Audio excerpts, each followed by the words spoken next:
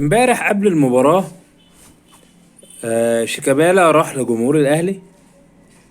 هم قاسمين الملعب نصين، فلعيبة الزمالك بتتدرب عند جمهورهم، كانت لسه لعيبة الأهلي ما نزلتش. فشيكابالا راح ناحية جمهور الأهلي وقعد يعمل نفسه بيعمل تمرينات وكده ومش عارف ايه لغاية لما الجمهور شتمه. تمام. وبعد كده راح راجع على جمهور النادي الأهلي، على جمهور الزمالك، بيوجه الجمهور ان يردوا على جمهور الاهلي. انا هحط لكم برضو الفيديو تشوفوه، يعني احنا هوريه لكم برضو.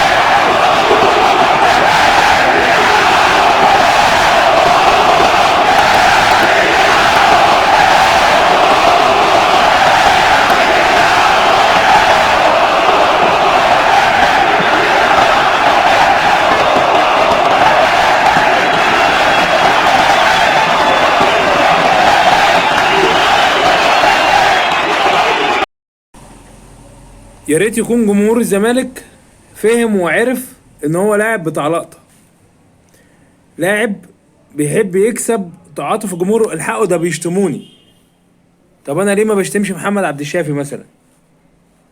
ليه ما بشتمش اي لاعب من عندك يعني؟ اللي هو ده عشان هو اللي بيحتك بجمهور النادي الاهلي، هو اللي بيبقى عايز يظهر في الكادر، خلاص قرب يطفي والدنيا معاه مش مظبوطه، فعايز اتحط تاني واظهر. مش معقوله يعني مفيش لاعب كده. واديك اتشتمت، يعني اديك عملت الحركه واتشتمت، ولو كنت كترت كنت هتشتم اكتر. على ايه يا ابني؟ انت بتجيب لاهلك الشتيمه؟ هي التربيه الوسخه بتجيب لاهلها الشتيمه، انا عارف.